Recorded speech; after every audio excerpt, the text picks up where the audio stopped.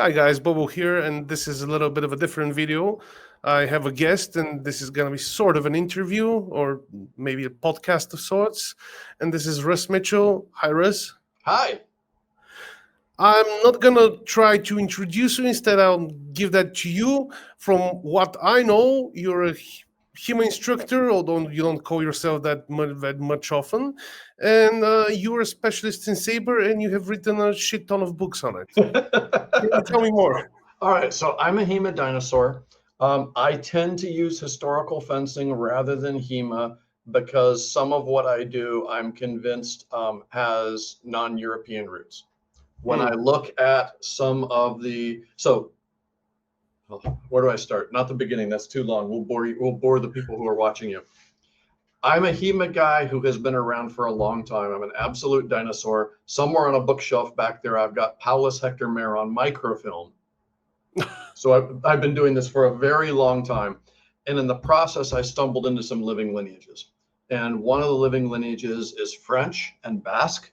And in that process, I became convinced that a lot of the less formal French martial arts have an awful lot of Caribbean and Mediterranean, North African DNA. And if you look at the histories of how those people move around and interact, it becomes very clear why that might be the case. So not everything I do can be classified as strictly and purely European. I can give you an example. There's a well-known gentleman who does North African swordplay. His name is Steve. So he and I play now and then. And sometimes he'll ask me to come in to be the uke for the techniques because we immediately start playing. I know all of his moves. He knows all of my moves. We've never trained together. There's that much overlap and similarity between the styles of stick and sword playing that we're doing that it takes literally a microscopic adjustment of, okay, be willing to bend the knees more rather than keep myself tall and extended. And then literally everything I know looks like everything he knows. So that's why I use historical fencing rather than HEMA, because I don't want to missell myself or miscommunicate to people. That's actually a funny thing. I've recently had a discussion like this online. I think that a lot of Americans don't realize that in Europe, a lot of people don't use HEMA as an acronym. The French use it. A couple of other official places with federations use some variant of it, but especially Central and Eastern Europe, we use as well the local equivalent to historical fencing. Another reason for that would be that the HEMA, if we translate it, for example, in Bulgarian, it sounds like fuck. So naturally, we don't use it. No. Yeah. But I've never thought about the fact that there may be, well, of course I've thought about it, but the fact that there may be some mixture of non-European parts in our fencing traditions and that we study should necessarily disqualify the term. I think it's just a big umbrella term. And it is. Yeah, I think that also if we look at earlier sources and not Sabre in particular, we can say that some of them probably also had Eastern, Middle Eastern influences. We see some, you mentioned Meyer. I think there was in one of the manuscripts that he saved, I think there was a dude with Eastern sabers in them, two of them, or maybe I'm mistaken with another source, but in the same style. So I would agree with that, absolutely. For example, the French start using the falchion. And they start using the falchion at a very specific point in time, which should be right in your wheelhouse because it's after they literally run away after Koja kicks their asses at the Battle of Adrianople in 1215. Well, most French people have no idea what the Battle of Adrianople was. And most people to this day don't realize the Fourth Crusade ended because the Bulgars and Cumans kicked their asses. Yeah. But it's actually in Villard-Douai. Villard-Douai literally says they all got on the ships and went home. They didn't know what to do because they were so outmatched. And it's roughly after that point that we start seeing the falchion happening. So there's always a lot of give and take back and forth culturally, even if it's just, I fought these guys and their sword was neat. Make me something kind of like it.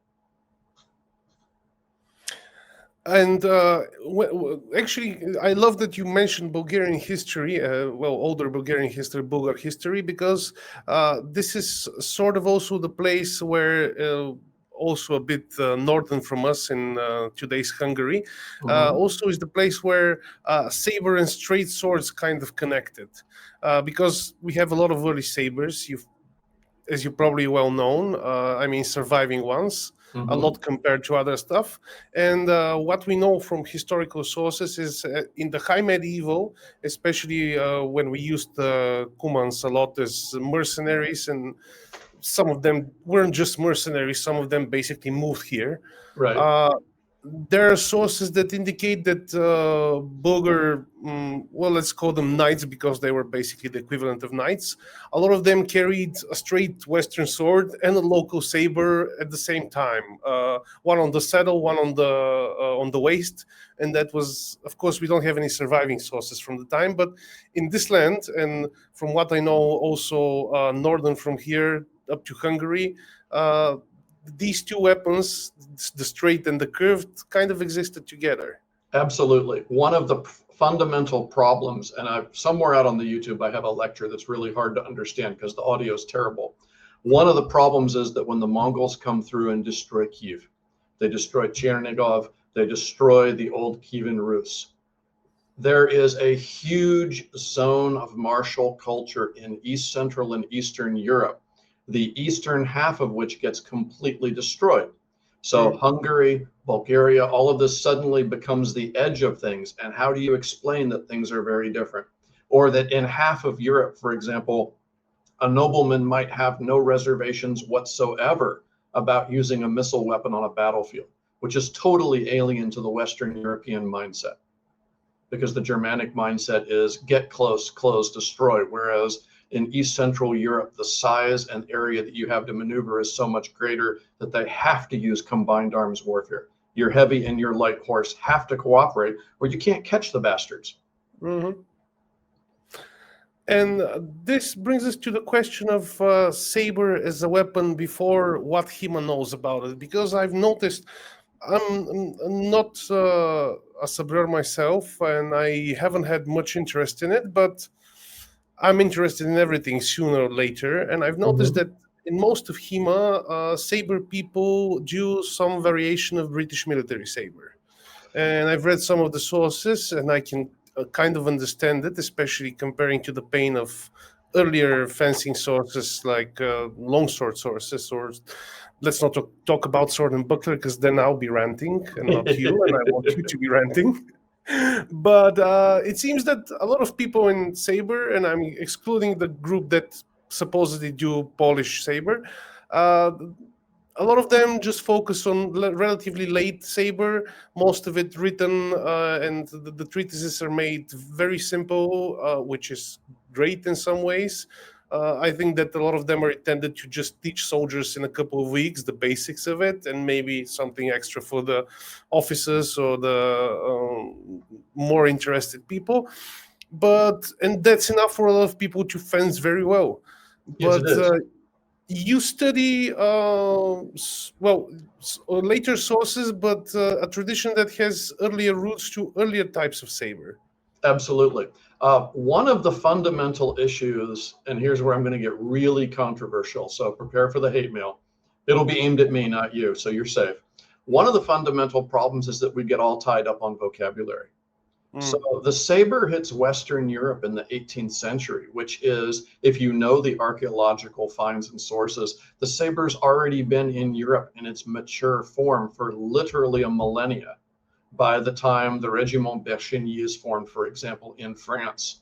And the English and the French, the Spaniards had lots of exposure to it earlier. But by the time the English and the French start seeing and interacting and adopting sabers en masse, it was already beyond a mature form. It was a mature and elaborated form. If we look at the vocabulary of the saber and what you call it, okay, it comes back to sabia. What does sabia mean? Sabia is a Turkic word. Sabia has the same kind of Turkic structure as, for example, buzodgan has, or the old Hmm. mace. So a mace is a crusher or a destroyer. It's a thing you smash things with. A sabia is a chopper or a lopper.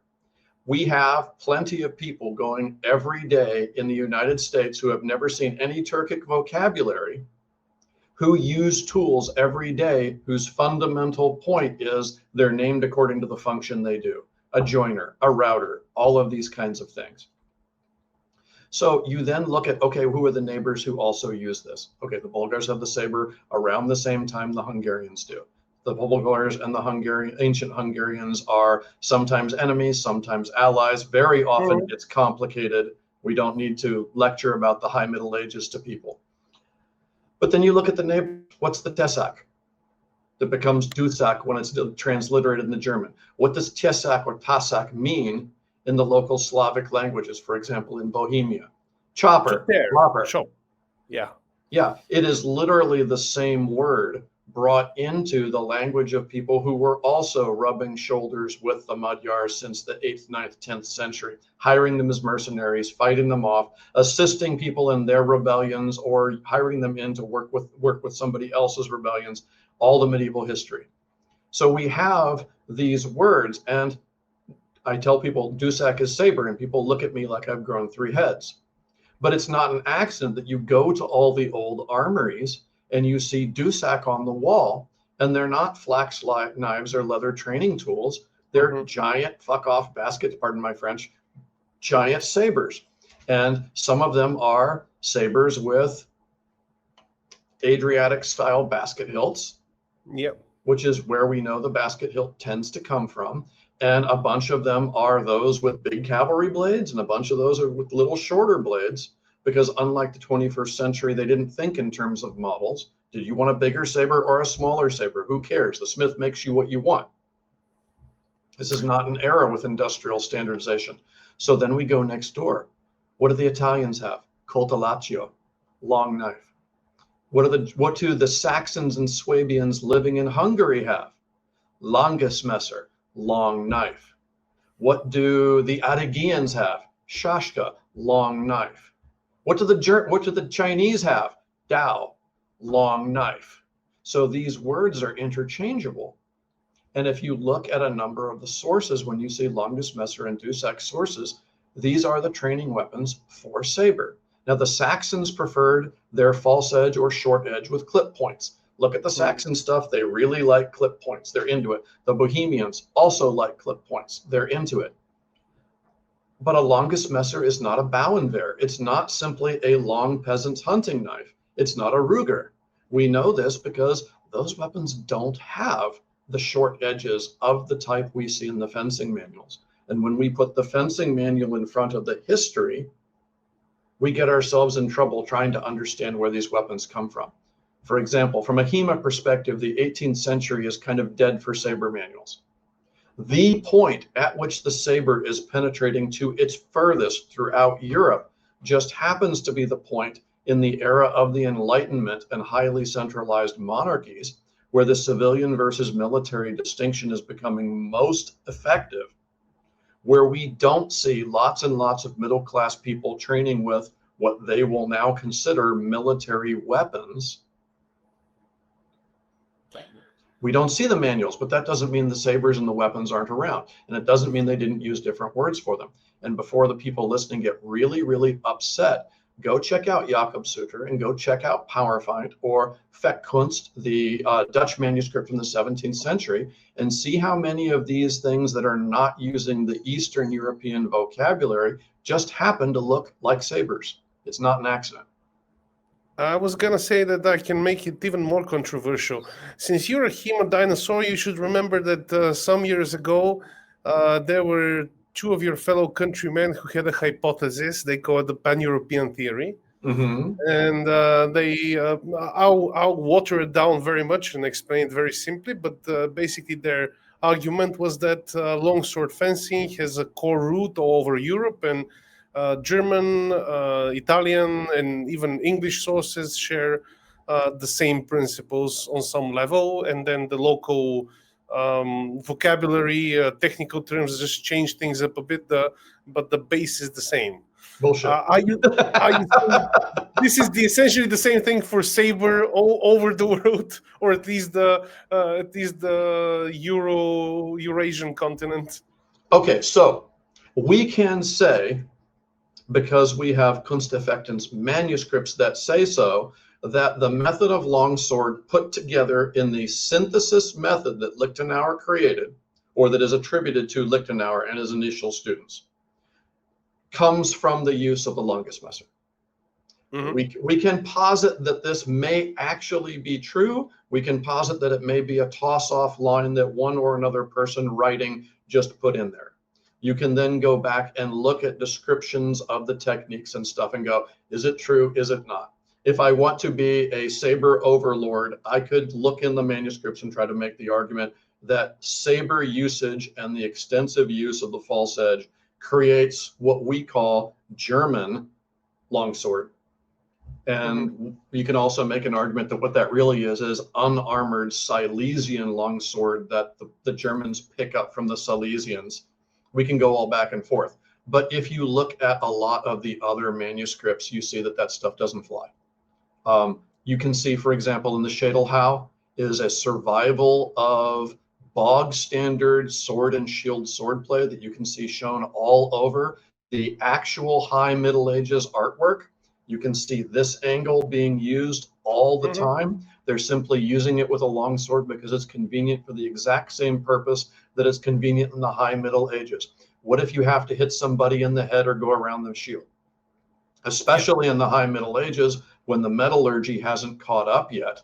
There's a big difference between smacking somebody who's wearing a great helmet in the 13th century and smacking somebody who's wearing a heavy helmet in the 15th century. In the 15th century, they're going to laugh at you. In the 13th century, you might split that helmet. And simply because of the difference between iron and steel. Late 14th century, they're starting to understand what steel is in terms of use, but they still have no idea what the chemistry behind it is. They still think steel is a more pure version of iron rather than vice versa. Sorry, I interrupted you.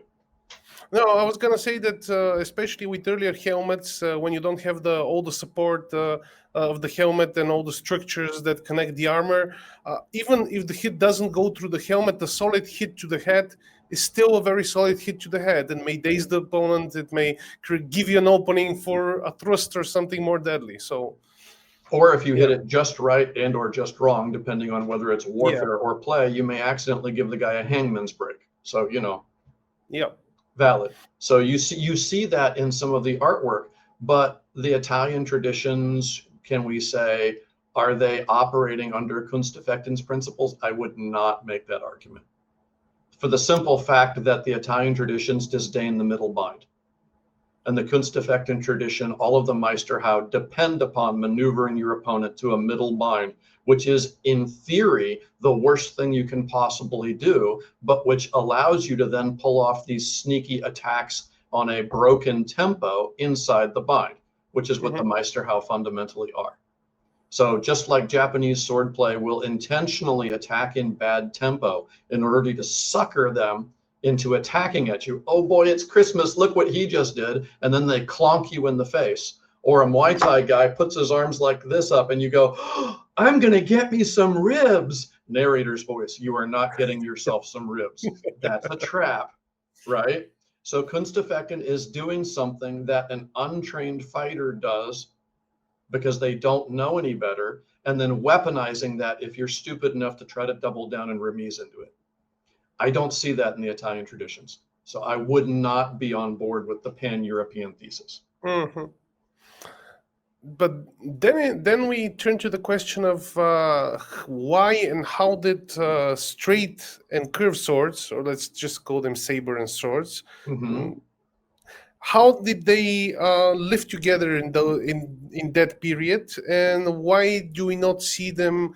For example, we see with Messer and arming sword, we see in Tauhofer that he says he basically makes them appear to be the same. He shows illustrations of arming sword being used and calls it the Messer and vice versa. And we know that the sword and buckler stuff can be, in some sources, can be Messer and buckler stuff, and nothing really changes. So some German sources make an equivalency between straight swords and straight two-edged swords and single-edged swords. As do the French, as do the English. Shockingly, the cultures for whom the curved sword is not native don't seem to find the difference very significant. The cultures, if I go into East Central Europe and I look at a palosh and I go, oh, look, a saber, I'm going to get laughed out of the museum unless they don't realize it's serious or don't realize I'm joking. They go, oh, clueless Westerner, he doesn't know. You don't look at Mitch and call it Sable. It's not done. So these things existed side by side because they give you different things. One, you have to remember that people are rehilting their weapons. Swords are disposable objects and blades break. You don't throw away good furniture that you like just because the blade broke. You have your smith knock out the rest of the peen and you put in a saber handle, and now you have a straight blade, and now you have the palosh, and the palosh gives you more reach. The saber gives you more curve. So if I am having a curved blade, I have a long blade in a short space. That gives me certain advantages. I give up reach. We can see this, for example, later on in the Hebfechten texts for the Germans and Prussian traditions, where they literally tell you you have different plays depending on whether you're wielding a palosh or a cutting dagger versus whether you're doing a saber. The tactics change because your reach changes. In exchange for giving up a little bit of reach, you get something that this doesn't give you. This is my key-in that I use for online teaching because it's convenient for camera. If I do this with a straight weapon, I've changed nothing about the geometry of the fight, except possibly where my key-ins are facing. Nothing's different. If I do this with a saber, this arc creates a very different situation than this arc. If I flip this over, it gets me almost nothing. Now, if I flip this over and roll my hand and throw my elbow, it gets me something. But if I do this with a saber, I've already fundamentally changed the engagement because the curve. So if, for example, my lineage has, and a lot of Austro-Hungarian later lineages have what they call opposition parries. So we're hanging out in the middle guard for the purpose of getting you to pick a side. Once you've picked a side, I start drifting. With a straight weapon, this is very, very unimpressive. If I want to really say, don't go here, buddy, I have to take this bigger. I come to here and now you're saying, okay, now I got to change lines, right? Or double down on it when he knows I'm going to be doubling down on it. Here, this means nothing. But with a curved blade, my tip is over here. I've now covered this quadrant with a solid block and this one with a yielding parry for a very small displacement of my hand. And I have all the false edge bullshit we know and love from all the Kunsteffektens manuscripts, especially with the raised yeomans that are common in the region. So they give you different tools, and we do in fact see them living side by side. The Cumans, for example, and many Hungarians who are part of the absolutely brutal ass kicking that the Hungarians give to southern Italy during the southern half of the 100 Years' War, when the Neapolitan Angevins and their descendants in Hungary are fighting with Joanna over who gets to be the Pope's landlord. It's not quite right. Joanna's the Pope's landlord in Angevin territories. And there's a whole bunch of back and forth there. These guys are using long swords or long swords. They don't think twice about it. Why? Sometimes from horseback, a long pokey thing, which happens to be the knightly standard weapon at the time. Really, really pointy Type 15 long swords that we see all over Giro le Courtois or Chronicon Picton. They're really useful for fighting from horseback because you get that extra reach for stabbing people. But many times, just as you've alluded, the horsemen are carrying a straight sword on the saddle, the saber on their person because it's handy. They may have an axe in their saddle as well. They may have javelins and bows with their saddle. They may also be carrying a mace. So I made waves a long time ago presenting to De Re Militari, positing that there is a kind of medium cavalry that really does exist. And it's this Swiss Army knife cavalry that East Central Europe takes for granted in its history that's really alien to Western Europe. Western Europe has cold blood horses, so their cavalry can't do a lot of maneuver and chasey warfare in the Middle Ages the way they later on do in the Napoleonic Wars. They've literally got the wrong horses. The Cumans, the Bulgars, the Hungarians, they have Arabs from the 11th century on that we know of, maybe earlier. 11th, 12th century on, we see hot-blooded horses throughout the graves in the cemeteries. So we know that they had big horses, we had big grumpy ponies, and we had very light horses who could run very far, very fast. We needed a different kind of cavalry. We also have different terrain. There are parts of Western Europe where when two cities go to war, it's literally a question of who controls the road between them. Not a lot of maneuver warfare going on. It's literally fighting over a roadway, because whoever controls the roadway controls the trade gets to dictate the terms of how the nobles who influence those cities relate. That's I can actually give another example with the horses. That's something I haven't thought about checking out and comparing between Eastern and Western Europe. But years ago, when I still studied Japanese stuff and Kenjutsu, I was curious as to why the katana, especially, well, in some periods it grew longer, but it almost never was that long.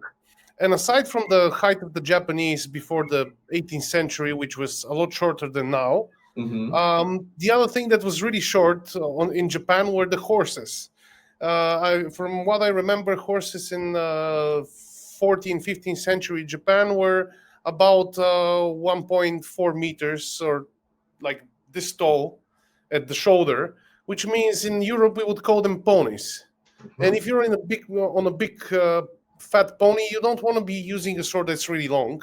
It doesn't make sense. You cannot even carry it properly on a horse that small, so you just don't use a big sword like that. Right. And it's still the same weapon. They just size it for their own Yeah, purposes and common sense. We for get their in need. trouble in the 21st century world because everything we use is mass manufactured rather than personally made. Similar example for the Dusak. Why are the German Dusaks so short? Well, in the German cities, they have regulations for how long your weapon can be. Because if you're carrying a giant fuck off cavalry weapon in the middle of a crowded German city, people are tripping over you. It's a pain in the ass. No one wants a giant long weapon. And if there is going to be a brawl, God help you, you've got a weapon this long, you can't wield it. Perfect example, 1396. Mhm. Okay. So there's a whole bunch of Burgundian and French people who are trying to take over Sigismund's attacks down towards the Ottoman Empire, Battle of Nicopolis. Halfway through the battle, the Burgundians who are in front, because they won't allow themselves to listen to Sigismund and go, hey, the warfare is really different. If you want to fight their elites, you've got to be patient and wait for the battle to evolve. They don't do it.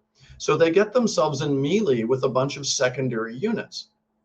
They all drop their swords and start fighting with daggers. Now, why would a bunch of French knights drop their swords and fight with daggers? Well, because they're so close, there's no room to swing your sword anymore.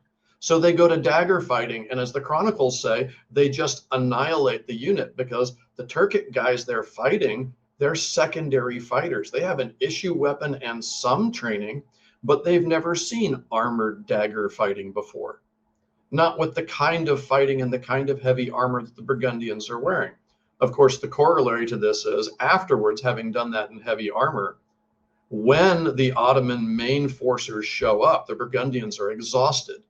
They've burned themselves out fighting in heavy armor, and the battle immediately goes tits up for the Europeans. And the Ottomans absolutely crush them. But you get this, why do I want a shorter weapon sometimes? Well, maybe I'm on board a ship. A cavalry saber is a bad idea if I'm on board a ship. My sword's useless if I can't swing it. And then you have the cutlass and all its neighbors and family.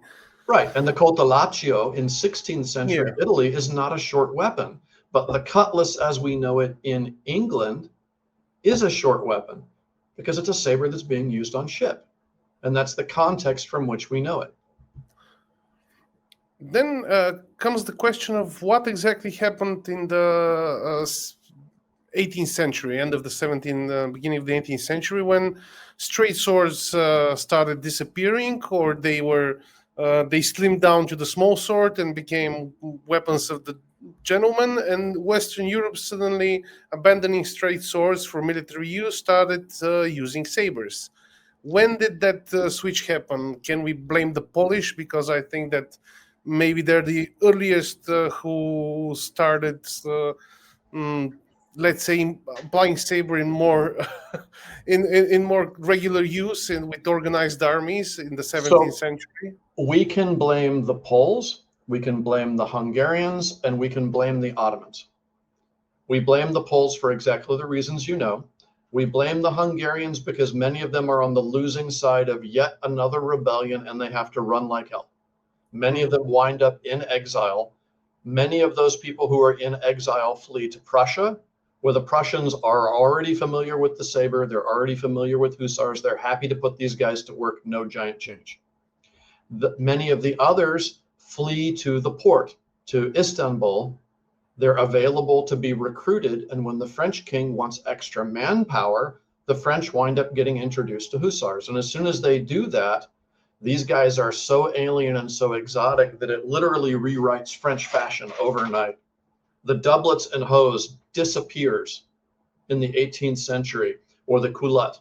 All of that fashion immediately starts going away in favor of trousers and longer coats upon their exposure to the kind of clothing that anyone in East Central Europe has looked at for literal centuries and doesn't find remarkable at all. Some measure of a kaftan or dolman or jupon, or pick your word, a slightly longer coat with trousers is native to the region. Well, it's not native to Western Europe, but it becomes so. In the process, you have a diminishing role for the sword on the battlefield because the bayonet is now moving from the plug bayonet to the socket bayonet. If I have a plug bayonet, my unit of fire, and that's how the 18th century people thought about it, the big military planners are much less concerned with individual prowess. And I know I'm breaking the heart of every HEMA Marshall crowd person who's listening to this. They were much less concerned about that than they were concerned about organized drill. Because everyone looks at 18th century military infantry use and goes, that's insane and stupid. Why did they do it? And that's precisely why it worked, because it was terrifying. And are you going to stand in front of 140 people who have turned themselves into a giant human shotgun and take those kinds of casualties? If you can't, you break, you've lost the battle. So plug bayonet's not useful for that, because the minute you put that bayonet in, you can't shoot anymore. And every single hand weapon is as good as every other hand weapon, accounting for its peculiar characteristics.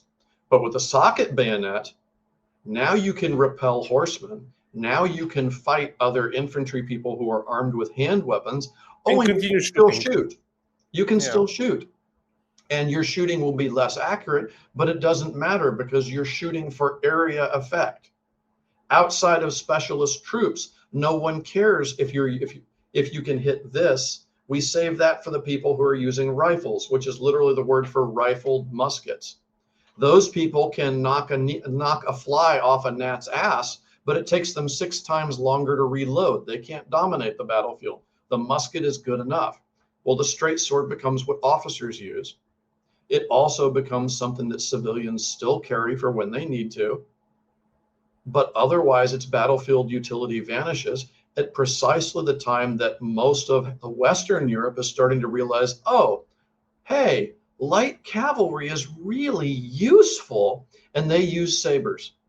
Now, some of their sabers may wind up being straight because the French really adore thrust fencing. And as we know, there's certainly no objection to thrust fencing in the saddle from East Central Europe. Think about the really long pokey boys that the Hungarians and the Poles use. And I don't know what the Bulgarian term for the same weapon is. So for the Poles, the konsurs, for the Hungarians, it fell out of my head. Shame on my head. It literally translates to even pointier dagger. I'm not sure if we actually have a specific Bulgarian term that has survived. I think that if you mean those which are usually saber hilted, but with a really, really long blade. Yeah, you have a 2 meter long, really, really pokey blade, cheap metal. It's disposable. You poke them and drop it and move on. Strange enough, I think at least in some sources they were called pawash as well, because they're with a saber hilt and straight, even though we were still under Ottoman rule when they were in heavy use. So if there were sources and terms, they probably got lost in time. Okay, that makes sense. Yeah, and palash becomes the general term for a saber-hilted sword. And I grab, and some people argue that it's a little bit anachronistic, which may be fair. I tend to use the Paramirian or the Byzantine term for the sword-hilted saber, but we see lots of those too. Yeah. And we see lots of those in the 14th century, because what if I want this long-handled furniture? Well, if you look at the old sabers, most of the old sabers had long-handled furniture, often quite light. Well, okay, maybe I have a straight one because that's what my blade happens to mount. Great. But I still want to curve. Great. A smith can do that. If I try to order this from a mass manufacturer to fit this hilt, I've got nothing to do. But my village or my castle smith can make that happen for me anytime I want. So we get lots of personal preference flying back and forth. Yeah, and a lot of rehilted blades and a lot of weird hilts. I think that Oakshott had one of the most extreme examples of a Viking sword, essentially Viking sword from the 10th century, which was rehilted numerous times until someone rehilted it into the 16th century in a Scottish basket hilt. And why not? If the blade was still good and hadn't The blade been was torn still out. good. Yeah. Probably shaved a lot of that of it, but from constant upkeep. But yeah, it was definitely still working. So back when doing that David for a long Edge time. was still running the Wallace collection, my wife and I got a tour. My fiance at the time got a tour of it, and he said, I've "I'd been like there, to." Okay, so he said, "I'd like to introduce you to the biggest collection of sword blades and sword hilts that have nothing to do with each other in England." Because as he warned, people come to the museum thinking, oh, these are the period examples of these weapons. But he told me that almost every weapon in that museum had been rehilted multiple times. Why would you show up with your granddad's sword furniture? It's embarrassing. Yeah, So, and it also killed off some originals that we might have today, but we don't have them because someone reworked them into something else. right, because shockingly, people wanted things that worked for them. The other thing that goes into this is 18th century sabers are not what most people think sabers are. The 19th century mass manufacture of sabers results in lots of sabers, many of which, from the perspective of saber history, are total dog shit. They're trooper sabers and they are overbuilt. They are badly overbuilt. Their primary purpose is don't let the idiot farm boy break the saber abusing it again. Mm-hmm. And you can hear a back and forth in many of the weapon manufacturers' histories going, well, this is a good saber, but our troops keep breaking it, make it heavier, but then it's not a good saber. So a lot of people look at the modern sabers and they look at them and go, these things are dog shit. Well, yeah, they are. They're overbuilt, designed to avoid surviving trooper abuse. But you look at the NCO sabers, you look at the officer sabers, those are toward weights that would be considered bog standard for an 18th century saber. I've got one up here, for example. Hold on. Actually, this will be fun. I can reach for it. All right. So here's a saber. Yep. Okay. Nice curve. Nice curve, 1790s. Okay. Here it is. How much do you think this weighs? Looking at the weight and the width of the blade, I don't know, 950 grams. 494. You're kidding me. 494. That can technically pass in modern fencing. That's Yes, the limit look at the for modern fuller. saber is 500 grams. Look Seriously. at the distal taper. And it's thick. See how it almost disappears down at the foible? Yeah. See how thick it is here? Wow. Look at how deep and wide this fuller is. Yeah. This wouldn't last 10 minutes in the hands of some ignorant plowboy cutting cabbage with it. He would break it on a tree stump. Yeah, absolutely. And yet, this is not a toy saber. No. There's nothing about this that says toy saber for prancing around a fencing school. And by weight, I could bring this to an Olympic competition. Yeah. It would be heavy, but within the scope of the rules. So it is really important to remember that a lot of the turn of the 19th century and 19th century sabers are not what most people think they are in HEMA because they simply don't have access to the good stuff. Okay. Why do you think that? Is it missing sources, or is it the ease of British military saber and the like that people in HEMA have mostly focused on those types of sources? So a lot of it is lack of sources. So in the 1990s, when I started doing this, I got involved in Sabre. And what were the Sabre things that were available? Okay, I was part of a living lineage. At the time, I didn't realize that the living lineage I was part of is actually not all that unusual for Austro-Hungarian fencing or for Hungarian fencing. It depends on how we split it out. For those of you who are from the region, I distinguish between Kaiserlich und Königlich Militärfechten from Honvéd fencing. So that's an internal army type division in Hungarian history. So the three people who are listening to you who know Hungarian history will now stop screaming at the screen. Okay. So these tend to have a certain way of using the blade that is very, very standard. My lineage just happened to not use the big hanging guards and to step funny. But I didn't know at the time that it was actually not as remarkable as I thought it was. I thought it was a weird ass lineage. I've spent a lot of time trying to understand where it came from. But otherwise, there was just no material available. And what was available in English tended to be backsword era stuff and widely available on the internet. You had people like Silver and you had Hutton's Cold Steel. Now, I have been on record, there's no distinguishing for anybody. As a fencing manual, I don't like Cold Steel. For what Hutton was trying to do at the time, which he says in the book, trying to introduce more variety when most of his clients in that era were stage actors and the regulation sword exercise isn't going to freaking cut it for Hamlet. It's exactly what it needs to be. It's lots of variations. The Swordsman and other manuals are very simple. They're very stripped down and they were available in English online. And because for accidents of the Cold War, etc., in the 1990s, English wound up becoming the language of international discourse. It's there. It's there and it's simple to use in an era when most HEMA people were not specialists. We hadn't developed the kind of really from the sources living lineage HEMA to where you had schools that really focused on one weapon. Most historical fencers and HEMA people were generalists. So a quick and easy manual that got you up and running quickly, extremely attractive. Well, now we have available for those who want to do the deep dive, 70 to 80 manuals, many of which are available, if not in full translation. We now know an awful lot more of the history of this weapon. And I'm not even including the Renaissance material that most of HEMA calls medieval because they don't know the history, and that's okay. They're not specialists.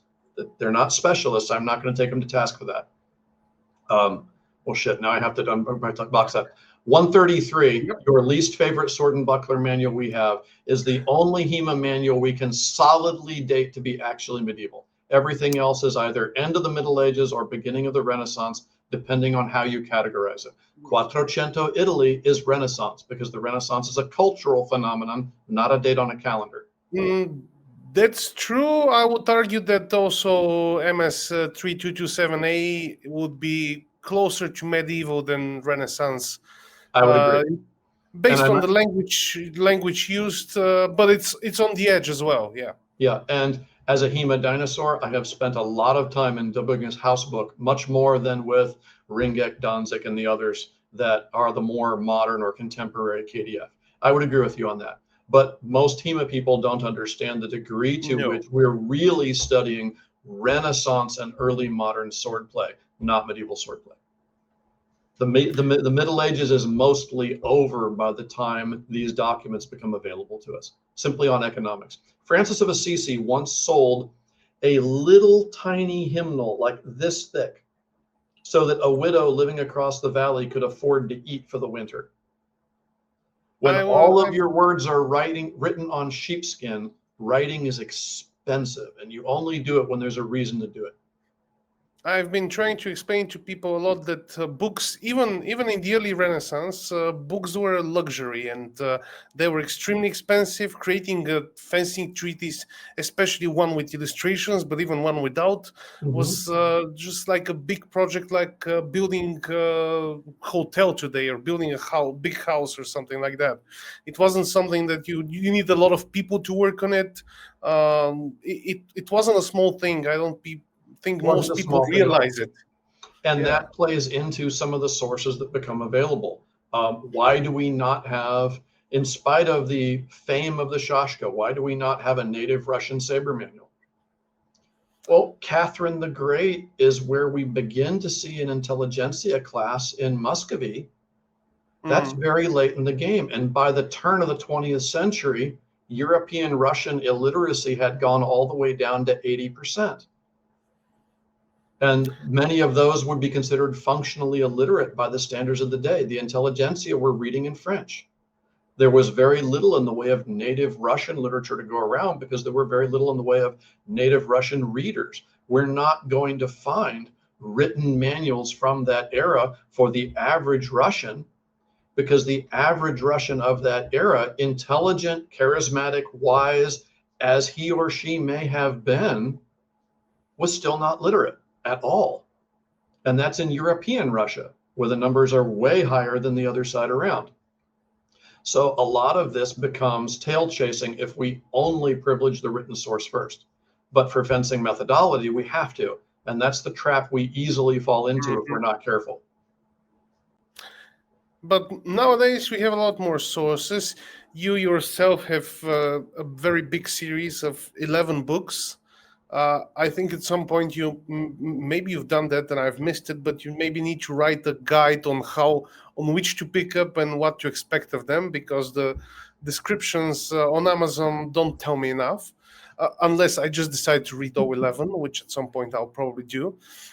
So the sources you've translated, edited, and so on. Um, can you tell me a little bit more about them as a group and the kind Absolutely. of saber fencing they show? Okay, so don't hurt your wallet, although my wife would love it. If you want a copy of everything, it's actually up to 16 or 17 now. So these are, so I'm a scholar from the background. I'm a recovering academic. I'm still a history professor as a day job. Oh, gotcha. These are what we call source editions. So the source edition process is we want to have a discussion on a topic. But first we have to find out what the hell the topic is, right? Part of your question to me, hey, sabers have been around a long time. Most of HEMA doesn't know that. Most of HEMA doesn't know that the thing I spouted off about with Dusak and Longismesser is actually the most historical, most defensible opinion, controversial as that will be among many people listening to this. Mm-hmm. They don't have the background for it. Cool. So how do you get people the background? Well, we publish and translate source editions and get them in a format everyone can get access to. And that's what I've been doing. Now, I was sort of maltrained linguistically. I do pretty good Spanglish. That's Spanglish for those of you who didn't catch the joke there. And my French is, and my little tiny bit of Italian is completely useless for the East European context in which I found myself. Mm-hmm. In literally living, because I lived in Hungary for several years. So And what I, Hungarian is an alien language even in the region, so you're right. okay in that regard. Yeah, so many of Hungary's neighbors, look at them, look at the Magyars and go, oh, it's a bunch of Mongols. I don't speak that. The nice part about that is that if you are in Hungary and you do speak Hungarian, even the street gutter trash Hungarian I speak, people are really amazed that you take the effort to learn it. In fact, I confused people very often by ordering something in street everyday Hungarian because that's how I learned. I didn't have a formal class in Hungarian and never have.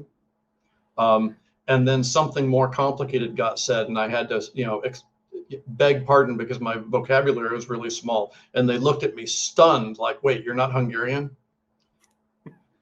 It's kind of like if you speak French and you say "ouais" rather than "oui," and everybody knows you're a provincial from Quebec, but then it turns out you don't speak any other French. So it confuses the hell out of people. Yeah. So these source editions are using translators who know the original language very well. but their English may be dicey in terms of formal writing. And I have long experience of that, editing academic papers and academic manuscripts for scholars who want to publish in English, but for example, Georgian. There's almost no sentence order in Georgian. Or ask a Slavic speaker when you use the English word the, or when you use the English word a, or when you can leave it off. It's very confusing because the underlying linguistics don't work the same way. Sometimes if I want you to translate something into Bulgarian, you'll have to give a whole paragraph to encompass that idea. And sometimes you'll say it in 2 words, even though I've spoken a paragraph.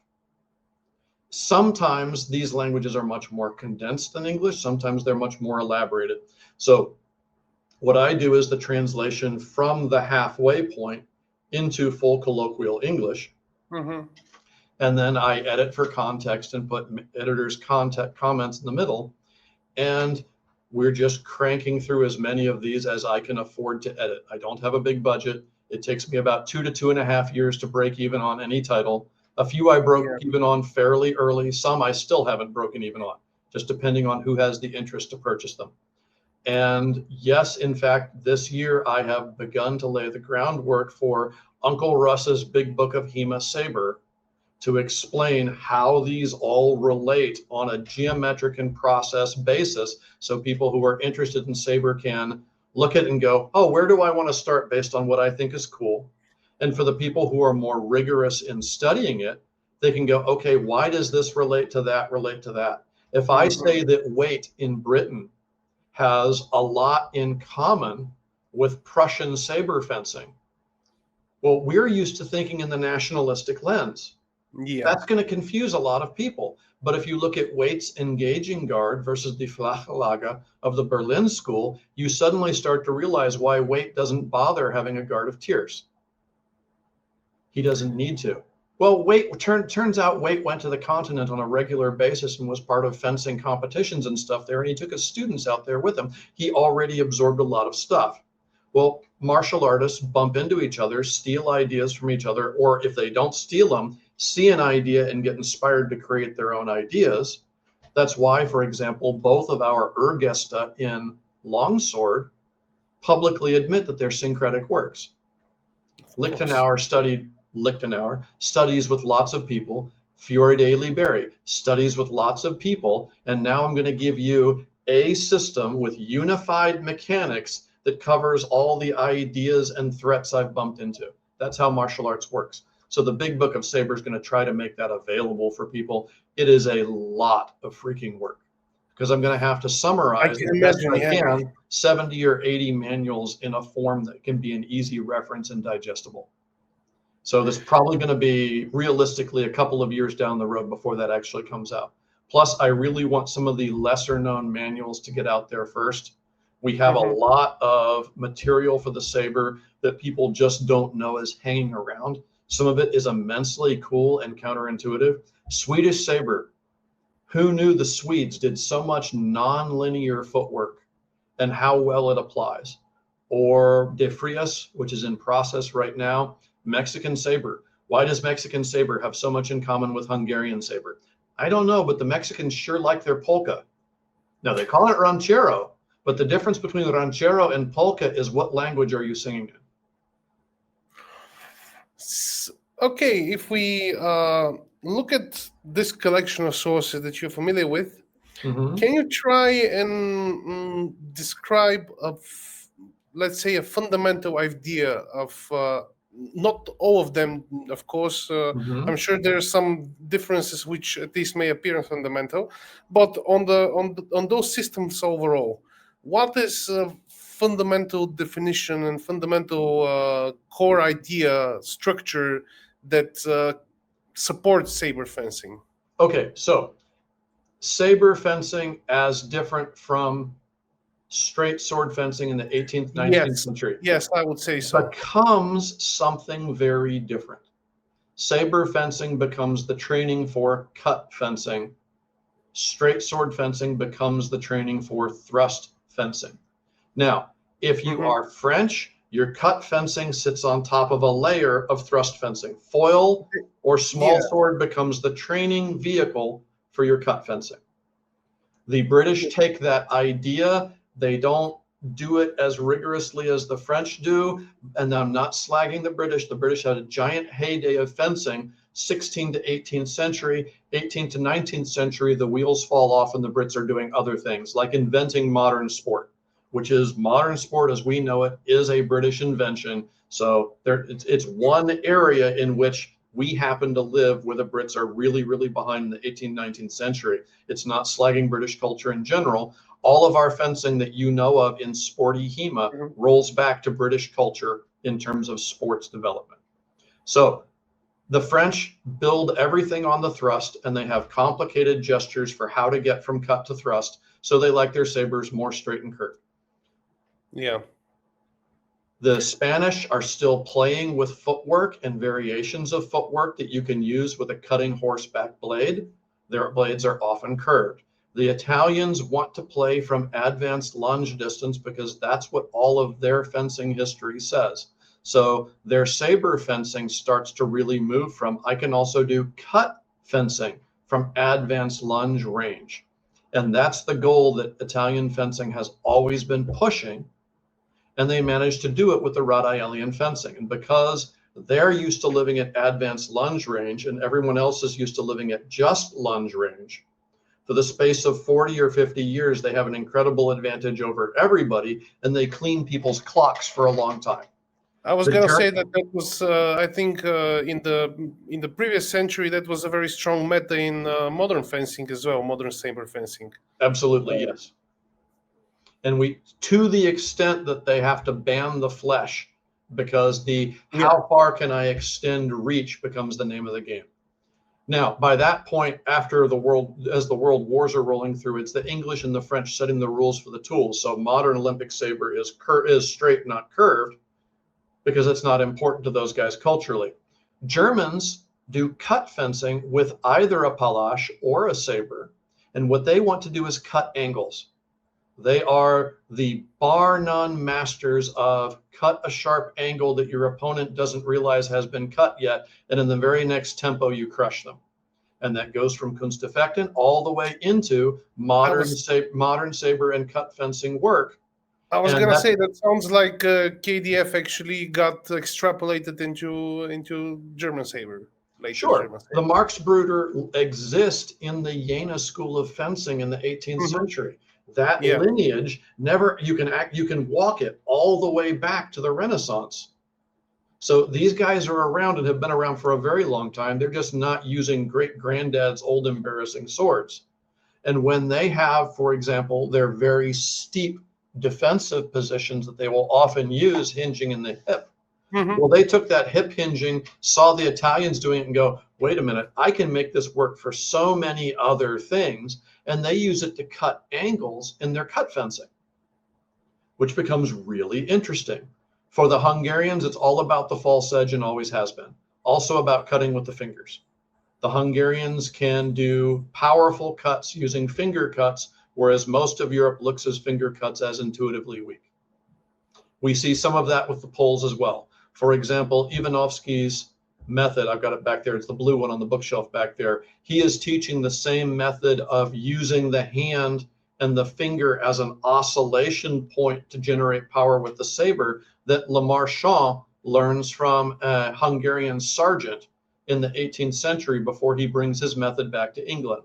In some ways, it's kind of a pity that Le Marchand's drill didn't really survive in England. It got overwhelmed with other systems, and Le Marchand's system of cutting didn't catch on with the Brits.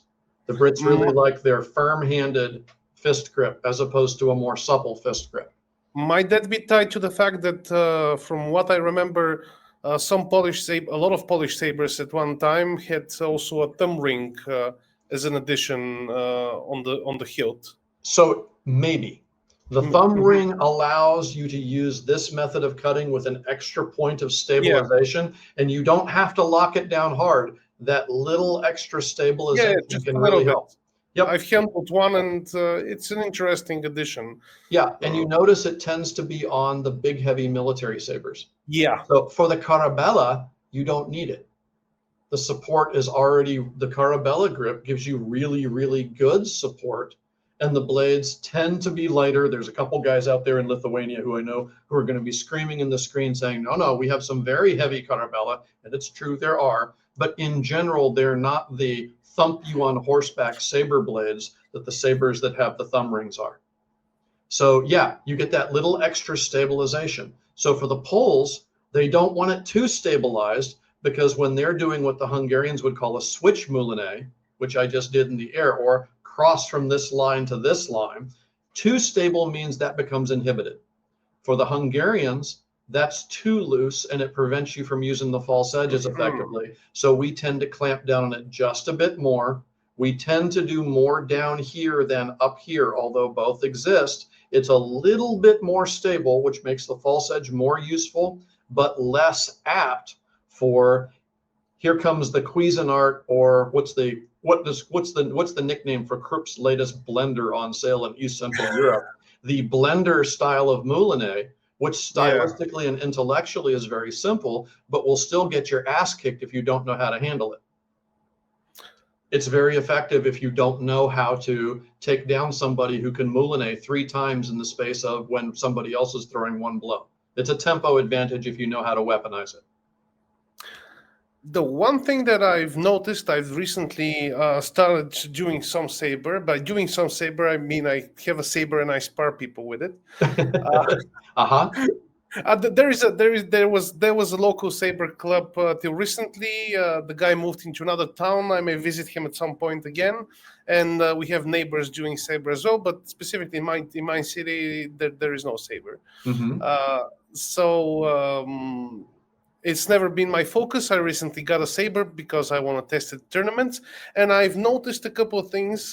First of all, I've had a jump like this before in terms of hand protection, which I think makes one of the bigger differences from arming sword to side sword. As you know, side sword, at least in terms of basic hand protection, gets us closer to saber in some ways. Absolutely.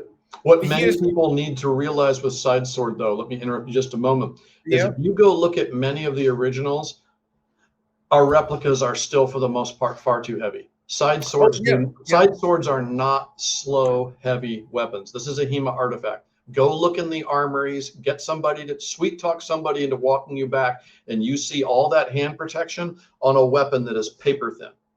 Absolutely. They are very light and very handy. It's also the reality. If you want to make a training weapon that's gonna last a couple of years and people are not gonna complain that you're making shitty and not very durable weapons, you're gonna overbuild it a little bit.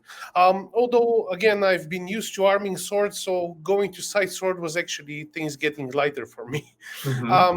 But one of the big things that I've noticed is immediately I don't have to protect as you can imagine, with arming sword, the hand is open, so I have to be constantly aware where I put it and be constantly ready to back it up. The moment I started using a side sword, that worry, it didn't disappear, but when you're used to protecting yourself with just a cross guard, the moment you have a knuckle bow and some rings, it's almost like you're in heaven and things get easy. Things get much easier. When I teach the classical Italo-Hungarian lightsaber to the children on Saturday night, I have to make adjustments for the fact that, the lightsabers have no handguards whatsoever. So it's a tremendous difference. Which wasn't uncommon when teaching, because we can see even rapier sources from the 17th century, and I think there are a couple of surviving ones. It seems that they used training rapiers with just a simple crossguard. So that wasn't uncommon as part of teaching fencing. And if you really know what you're doing, a crossguard is enough hand protection. Especially if you're looking at what's my hand position. Well, if you can see the crossguard, you know exactly what the hand position is. Now, some people will be irritated by that, but full context, my first exposure was playing with replicas of 9th, 10th century sabers, where the crossguard is this wide and has a little ball over here and a little ball over here. Yeah, we have a couple of those, So I look at even a crossguard, let alone a big shell, and I'm thinking, it's free real estate. I feel about a big crossguard the way you feel about the shell. But it makes then a huge difference. You can leave. I came to the saber.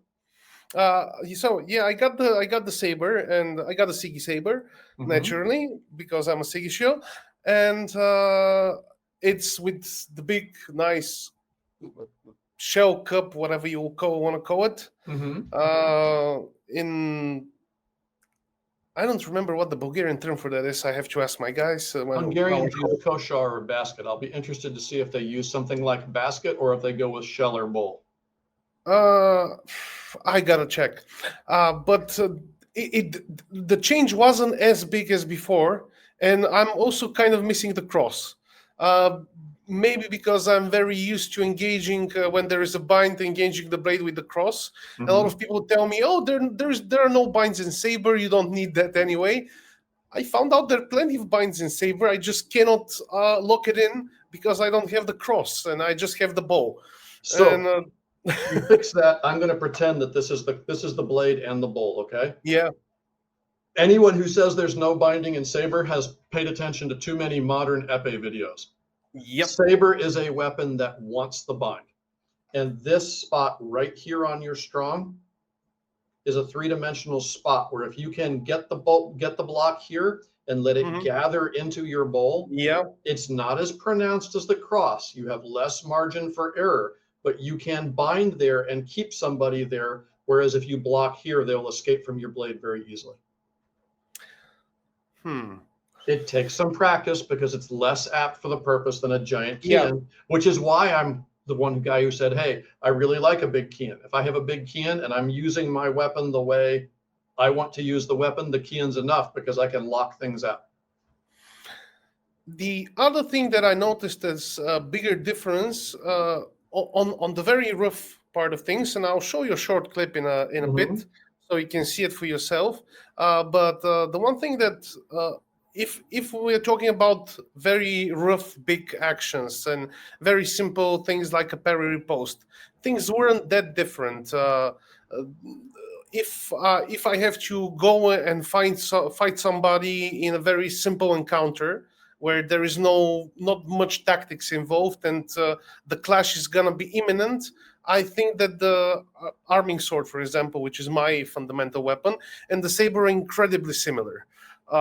When it comes to simple actions, simple attacks, things are going to be very, very similar, and nothing is going to change that much. And I'm sure a person from the 13th century grabbing a saber from the 17th or 18th will be absolutely fine, and vice versa. He'll be disgusted that there's so much weight at the hand. The 13th century man won't want the big, heavy handguard, but otherwise, no. The geometry is fundamentally the same. The basic form of the saber that you know from your Bulgarian finds, here's my slightly curved or canted handle, here's my mild curve. It's the same weapon. They're familiar with it. Of course, it's not going to be a giant change. They have run centuries of history with both of these weapons side by side. So you have a method that has to be good for both weapons. Well, if I have a slightly heavier longsword, I play differently than if I have a slightly lighter longsword, right? If I'm playing with a slightly larger buckler, I play differently than with a slightly heavier buckler or a smaller buckler, right? If I happen to have a straight weapon, I play slightly differently than if I have a curved weapon. For my lineage, if I want to make this opposition parry and I have a straight blade, I put the tip a little forward and I do a little more rotation, just like I showed before. With the curved blade, I lack the reach, but I get more influence from this. It makes perfect sense that many of those things are absolutely in common, and it won't make a big difference if you already know how to fence. Now, the moment where the difference really started to show up, and I'm not even sure that one can see it from the side, is the moment when I need to make sharp changes in direction, the moments when I'm trying to feint, the moments when I'm trying to create an idea or bait the other person, because then the saber that at the time when I got it, I literally had like a couple of hours with it, so I wasn't very familiar with it at all. It was, I could force it to do it because I have the strength to do it and it's a light weapon, but I was forcing it to do it. It had a different, even the balance, the static balance wasn't that different, but the dynamic balance and the way that the weapon moves and changes direction is, all other things considered, it's very different. And that's absolutely. One of the and it's the same rotation I'm talking about. If I swing a straight thing, And if you look at the people who are doing mostly straight things, you will tend to find a moulinet or a molinello that tends to be a circle. When I Yeah. have a curve, my weapon no longer wants to do a circle because this mass out here creates a drag and it starts to want to do a helix for its moulinet. It rotates differently in the hand. And that is the big difference between the two. So when I begin to rotate the weapon, does it want to continue in a straight line or does it want to start doing this and to precess out to the side, thus giving me an action like this? The short answer I've been giving people for years and years is that the longsword, for example, because that's the HEMA mainstay, the longsword is more powerful on the attack and it's faster to the bind. The saber is faster in the bind because every rotation is more meaningful. Yeah, and I found by accident that sometimes you can change direction and you can make a cut that with an arming sword or a side sword, I can make a touch with it, but I know it's not going to be a quality cut. While because of the shape of the blade and the curve, and I didn't use even a very curved saber. I used the straighter one. Mm-hmm. Even a small curve, actually, when you do a quick change of direction, it gives you enough load up time that you know that the cut would actually be a valid one and a martial one, so to speak. Yeah, it's a big problem for the saber guys that a lot of the judges for saber aren't used to them. So a lot of times we'll do so. Kunsteffekten, where do you see Schnitt for the most part? Pressing the hands. Why? Pressing the hand. Because the hands are delicate, right? But if I do this kind of cut with a false edge, I can pull somebody off balance with a training blade. I have enough body weight and mass that if I were doing this, I would pull a hand off. But with a straight sword, I don't have this as much. Sometimes, coup de jarnac, if I catch the tendon on the back of the knee, great. But otherwise, this is incidental contact. So there have been circumstances, the last tournament I went to, which is not as many as I should because my lungs are fried. My endurance is just crap and going to be no matter what. But I was in a bout and I took the false edge right across through somebody's armpit. And I didn't dig it in because I'm not a jackass. No one needs those pressure points dug in with a training saber, right? Yeah. It got called incidental and I got told I had to hit harder. So the very next guy was a guy who had cracked my ribs in competition 6 or 7 years earlier. Good guy. I zigged when he zagged. It was an accident that happened. Cracked my ribs through a thick, heavy longsword jacket. It was just body weight versus body weight. Yeah. So I hit him with a false edge on the ribs. And he was like, "Oh, Rush, you got your revenge." I was like, "It's not my fault. The judge told me to hit harder." But those blows land differently when you've got this to create leverage versus when you have this that's not creating that leverage. I'll throw in a note that I think this is also a general issue in HEMA right now, that a lot of people, some who are organizing tournaments and some who are judges, don't realize the actual potential of swords to do damage. And I remember Anton Kuhutovic recently, a couple of months ago, told me a story about that. He was judging a tournament, and as you know, in Slovakia, the hit quality they require is not huge. But he was still judging a match, and one of the fencers hit the other on the arm, on the hand specifically, and he was like, "Okay, in this specific moment, I think this is low quality," and he was just about to call it low quality, even by the Slovak standards, and then the guy who was hit was like, "Fuck," and it turned out the thumb was broken.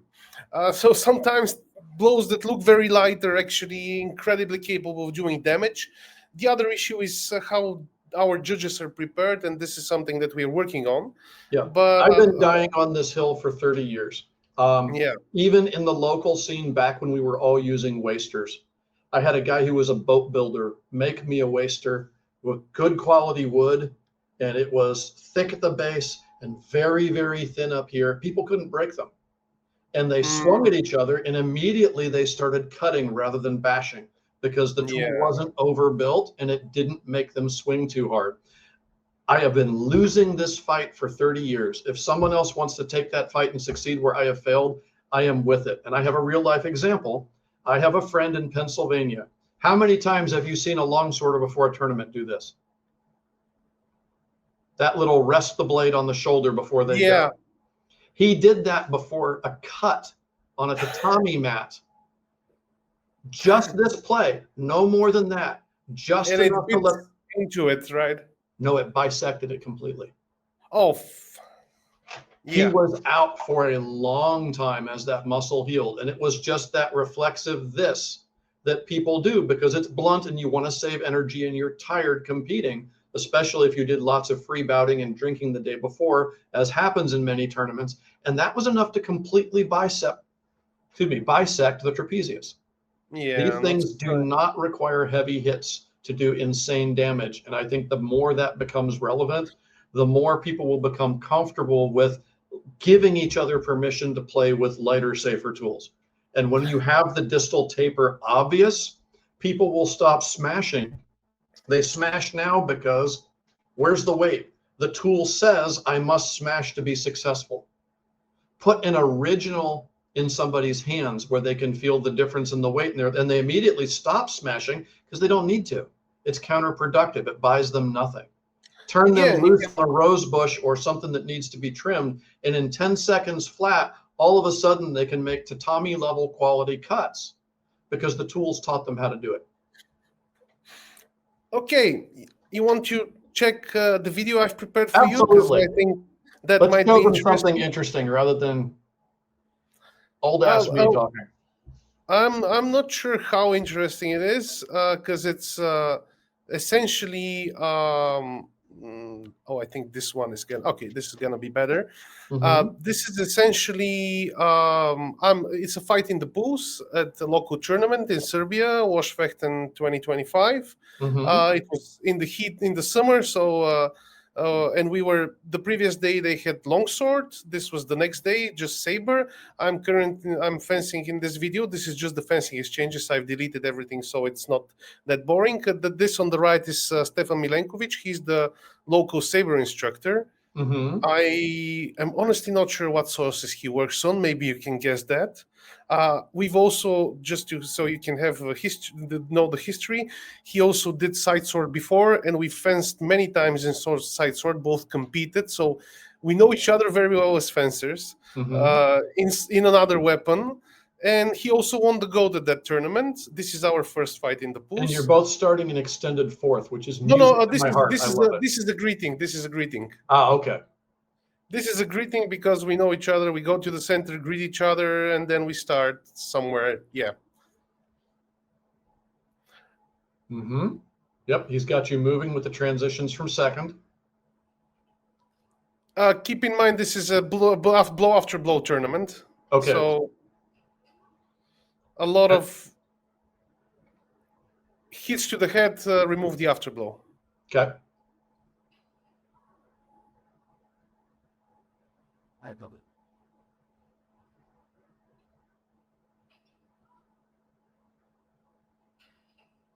And you're going for that hit to get, yeah.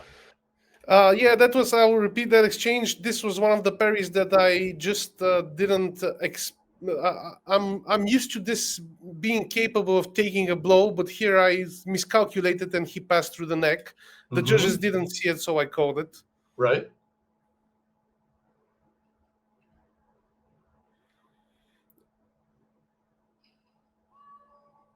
I really wanted to trust the saber guy. You should. And it's really fun to stab saber guys in the hands behind their big bowl.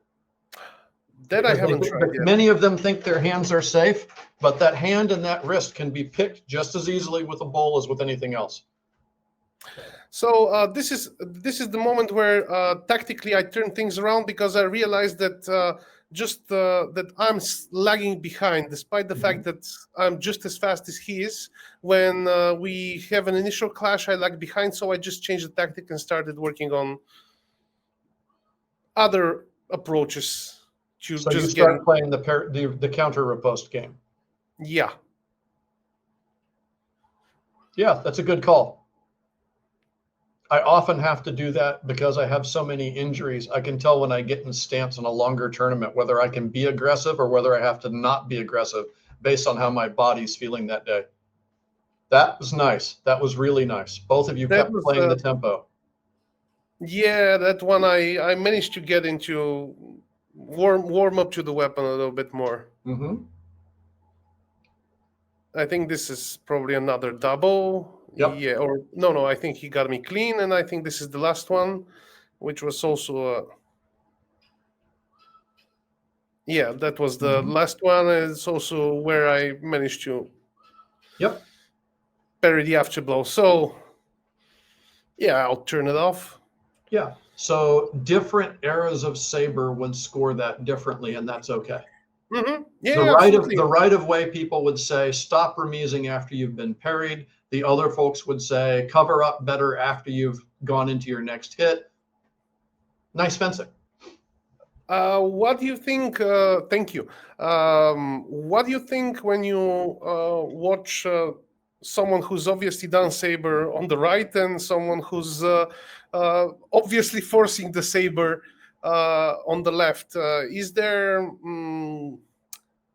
I don't know. Does it show when you watch it Yes, like this? it does. Because many of your parries are not in the hand position that an experienced saber guy would be. Let me give you an example. You Yeah, took, you almost went up into a real ox type position for that yeah. parry at first, whereas the saber person would have put their hand about here. So same idea, but the hand would have been lower to cover the line and get that strong here.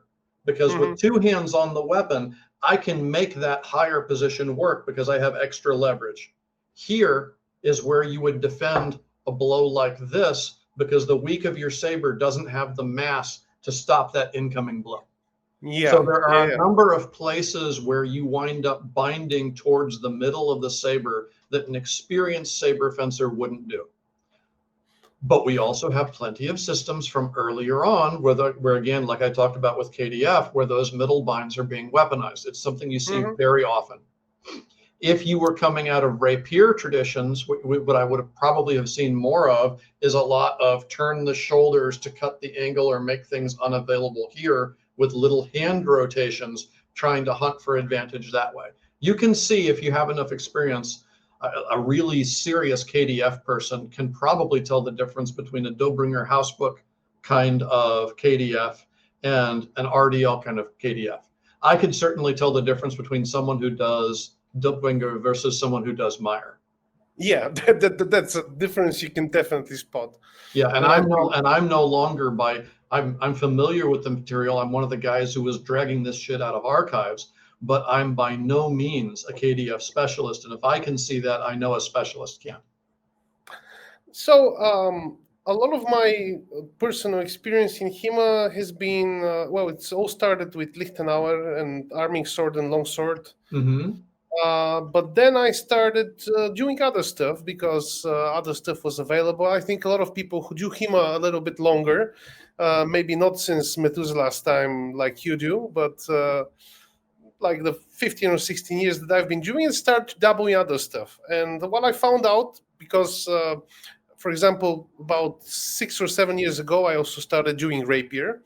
Uh, and I found out that doing rapier is actually very helpful for my longsword and arming sword game because the focus on the thrust polished my thrusting skills and made me much more aware of where to place them, how to place them, and generally understand the tempo and the thread of thrusting better. If I'm Now, not mistaken, I'll make a prediction and that it also improved your cut fencing as well. Because uh, it changes your understanding of distance. So my guess, I'm throwing this out here as a prediction. Tell me whether I'm full of shit or not. Are you ready? After you did rapier fencing, you were able to land feints more easily while cutting than you were before. yeah, but I'm not sure if that's just the rapier or just my general fencing skill. Um, because I was doing everything else as well. Oh, But okay. yeah. Definitely working with a weapon that forces a different distance, which very long rapiers do. And when you Mhm. fence really good fencers who can make a thrust at you and with a lunge from like 6 meters away, you definitely have to up your cut game as well. Mhm. But I also tell people that most of our students, of course, start with longsword or arming sword. I also Mhm. tell them if they have an interest, if they have the money to spend, and there are plenty of rapier tournaments in the region, they should also try rapier for the same reason. Now, my question is this: what do you think in that? In my example, I've done arming sword and longsword, sword and buckler, two weapons of various types. Then I've done rapier, and rapier added something to it. A side sword, I would say, side sword. I just feel like it's an arming sword with some extras, but rapier definitely added something to it. Then using different tools and so on. What do you think Saber would add to someone like me, someone who has experience with early cut and thrust weapons, or more thrust focused weapons? And then what would I get from Saber? So trooper level saber, where it's just here's the moulinet, here's your basic attacks and defenses, isn't going to give someone with your level of experience very much. Mm-hmm. You already know how to make those movements. So if you were a complete beginner who was interested in saber, I would steer you towards one of those manuscripts Yeah, immediately. At absolutely. your level of fencing, what saber is going to give you is actions in the bind that combine with footwork and coordinate the hands and feet. The ability to make meaningful threats and feints where every hand motion is synonymous with a foot motion and vice versa, or you can deny that in terms of wrong footing somebody in terms of tempo. Mm-hmm. So because every little turn of the saber is different, it will polish your ability to work inside the bind because every little turn is now a threat. Whereas if I'm here, the difference between here and here, does it matter? Yes, it all matters. All geometry matters, but this is much less of a threat than if I'm here versus here. In Mm-hmm. Saber, Yeah. this and this, once you're past the kicking superficial ass level of fencing, once you're done with trooper fencing basics, this and this are not the same guard. Because the Mm. curve of the saber will say different things become more threatening here and less threatening here. Different things are more threatening here and less threatening here. If I line up in a specific way with a straight sword, okay, here's my fourth, like I'm playing small sword. If I Mm-hmm. do this with a curved weapon, I can do some things very easily and not others. If I do this, I've now completely altered the engagement.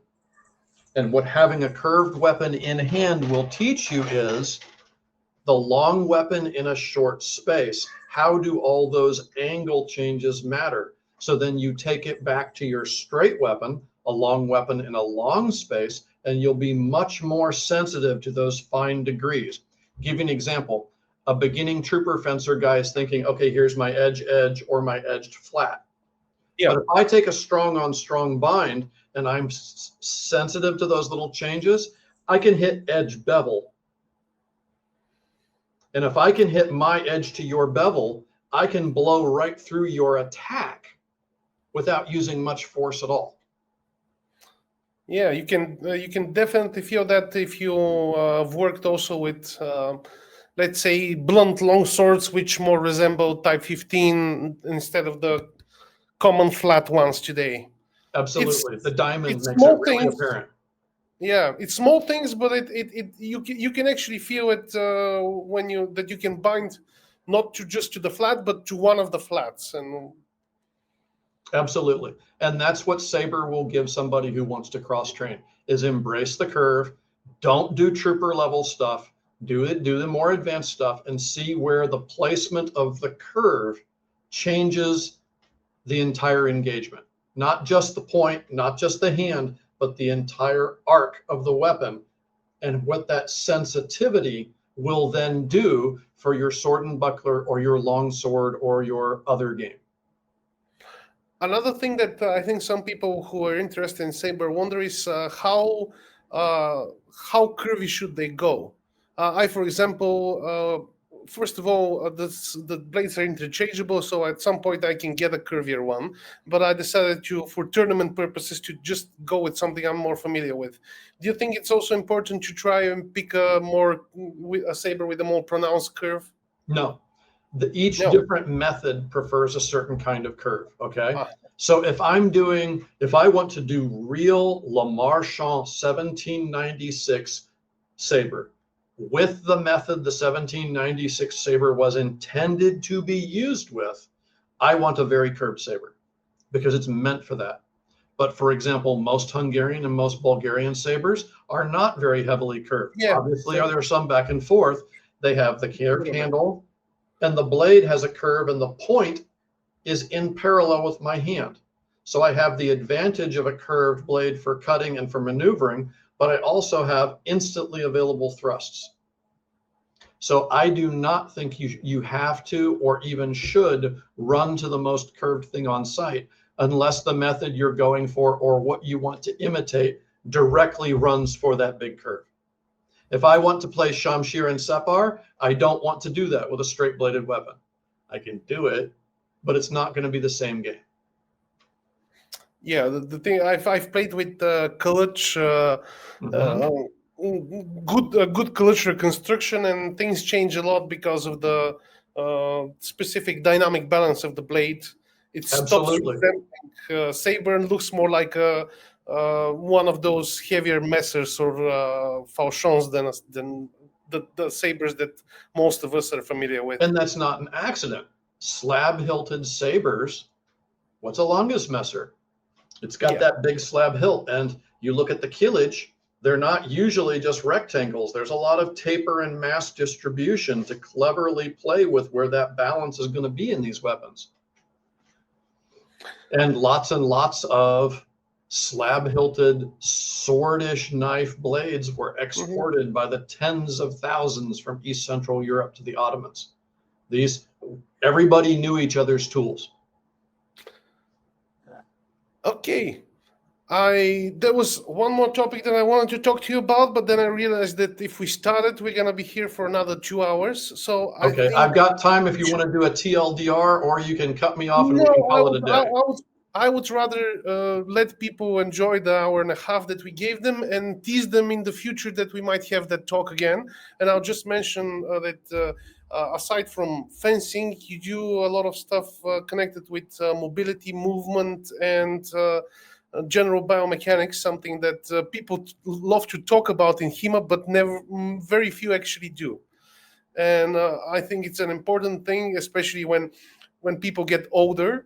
And like many people, I would like to fence when I'm well, by the time they get to bury me, I would prefer to be fencing as much as I can. Yeah. And I'm sure you do too. So I think this is a topic that we should cover sometime at some point and do this talk again and get really in depth to it. Maybe with bigger space with the camera so we can talk and show stuff to each other. I'd be very happy to do that if you want to, and I can bring a victim so I can do some demonstrations for how things work. Oh, that's in fact, one of the next things I'm going to put up, I'm behind on filming because I've been really sick this last month and a half, but I've got something going up that's going to talk about structure and the role of the pelvis. It's there. I do a lot of it. I'm happy to talk about it to people for as long as they're happy to listen to it. Yeah, I was going to say that people should really check out your channel. And at some point, I would love to have a discussion, maybe bring some different weapons in, because for example, I found some interesting things in regards to body mechanics when it comes to two weapons and sword and buckler specifically that I would love to check with you. Oh, and I'm going to, at some point in my copious spare time, write my Nova Lexio on 133, and you will be very angry with me. It's okay. I know you have like 70 Saber books before that, so I'm not sure you're gonna live that long. Thank you very much for this, Russ, and I hope we can talk again about more topics. Absolutely. Thank you. Pleasure meeting you finally. Same.